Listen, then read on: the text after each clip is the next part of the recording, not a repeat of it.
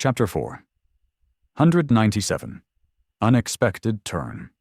Eventually, Sonny climbed out of the bath, dressed himself, and moved to the kitchen to make himself something to eat. After the intense gauntlet of the gate battle, he was hungry like a wolf. Ravenous, really. Cooking calmed him down a little, and the pleasant smell made his mood a bit better. Now that Sonny had some time to think, he saw the whole situation in a new light. Yes, his hope for Mongrel to be forgotten was utterly shattered. But there was a bright side to this fiasco. Now that he had completely failed to keep a low profile, there was no more reason to. Which meant that he could resume practicing shadow dance in the dreamscape, and hopefully master its second step before winter came. He just had to rethink how he viewed the persona of Mongrel. Initially, Sonny had planned for it to be unseen and anonymous, merely a camouflage he would put on to accomplish certain things. Things that were inconvenient or too dangerous to be tied to his own name. Well, that ship had sailed. He was pretty sure that from now on, anything having to do with Mongrel was going to be at the center of people's attention. But that wasn't necessarily bad. There were ways to remain unseen even in the spotlight. In fact, sometimes it was easier. All magicians knew that the secret to pulling off a flawless trick was not to become invisible, but to direct the crowd's attention towards something eye-catching and away from the hand performing the switch. Sonny was not a magician, but he did consider himself to be an experienced cheat. The principle was more or less the same.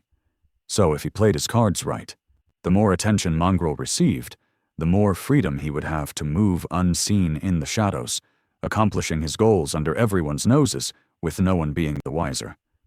Maybe such a thing was hard to accomplish and hid more risk, but also promised a greater reward. So not all was lost. Plus, he had protected Rain. That was the only thing that really mattered. Everything else paled in comparison. Sonny finished his decadently generous dinner and moved to the porch. Sitting in the shade, he relaxed, grimaced a little due to pain, and took a sip of tea. He was suddenly in a great mood. And why wouldn't he be? It was finally time to take a look at his spoils. The battle might have been hard and had almost cost him his life, but he had not fought for nothing. Summoning the runes, Sonny glanced at the familiar string of them and smiled. Shadow fragments, 1,814 over 2,000. Incredible. In just 10 or so minutes, Sonny had gained more shadow fragments than he usually did in weeks. From what Sonny remembered, he slaughtered almost 100 nightmare creatures in front of the gate. Granted, most of them were of the dormant rank and had not contributed any fragments to his growing cores. But still, it was a monumental accomplishment. It made him think back to the first abomination he had ever slain, the Mountain King's larva. How tense and terrifying that fight had been. How convinced he was that the perverse creature would kill him. Who would have thought that one day, in a not-too-distant future, he would be able to slaughter 100 nightmare creatures of similar and greater power without being torn to pieces? Sonny had come so far. Lowering his gaze, he glanced at the runes describing his memories and couldn't contain a delighted grin. Oh, I was so lucky today. Without even counting the obsidian spear he had gotten, and then swiftly lost to the tyrant, there were 6 new memories in his arsenal, most of them of the awakened rank. Sonny studied them for a bit, and coming to the conclusion that none were better than his current ones, or performed something he wasn't already capable of, dove into the soul sea. He fed the memories to Saint, and looked at her runes, satisfied with what he saw. Shadow fragments, 179 out of 200. So close. At this rate, he would probably be able to reach the full 200 before having to go into battle with the vine creature inhabiting the wreck of the ancient ship. If Saint grew even more powerful before then, her presence was going to change a lot of things. Sonny drank his tea in the peaceful silence of the terrace district, grimacing from time to time because of the pain in his bruised body.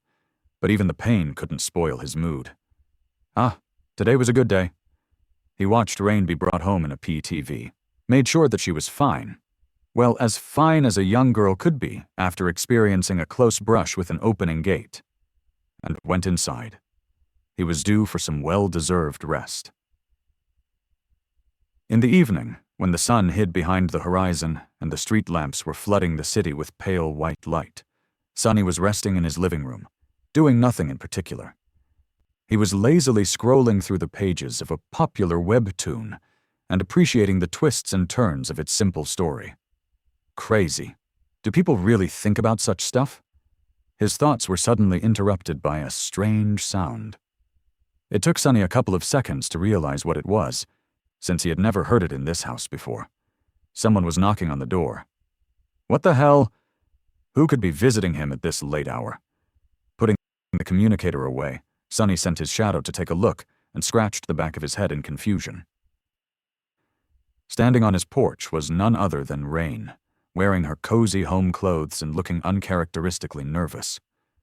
What is she doing here?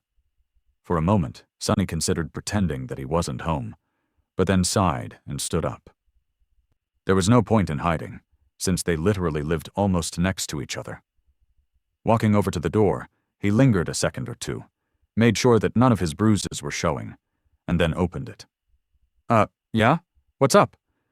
Not knowing that Sonny had already seen how nervous she was, Rain pretended to be calm and gave him a polite smile. Hey, Sonny, the food container, Mom wants it back. He stared at her for a couple of seconds. Oh, wait here. He walked to the kitchen, retrieved the container from the dishwasher machine, and returned to the porch. Here, tell your mom that her cooking is delicious. We really enjoyed it. Rain took the container, but didn't leave. Instead, she just stood there, silently, looking at him with a tense expression. Sonny frowned. Can I? But at that exact moment, she suddenly blurted out, I know who you are. If Sonny had a drink in hand, he would undoubtedly do a spit take. What? As his heart almost stopped, he looked at Rain with a deadpan expression. Maintaining it cost him a lot, though. What does she think she knows? Well, of course you know who I am. I introduced myself when we met for the first time, didn't I?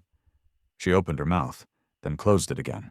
After a bit of an awkward pause, Rain said, No, I know that you are an awakened.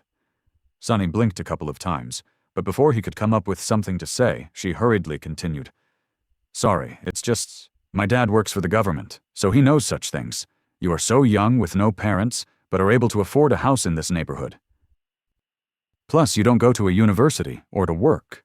So, you are an awakened, aren't you? Solid reasoning. He hesitated, then simply shrugged. Sure? Not like it's a big secret anyway. Rain remained silent for a few moments and then asked, Are you any good? Sonny stared at her for a bit. Then, a grin slowly appeared on his face. Me? Oh, the best of the best. Probably the strongest awakened in the world, really. No one else can even compare. A slight scowl appeared on Rain's face. I'm being serious. Are you any good or not? Sonny lingered for a moment, then sighed. Yeah, I'm all right. Why are you asking? Rain looked at him for a while, as if gathering courage. Then she clenched her fists and blurted, Can you train me? Sonny stared at her, dumbfounded. Well, I'll be damned. That took an unexpected turn.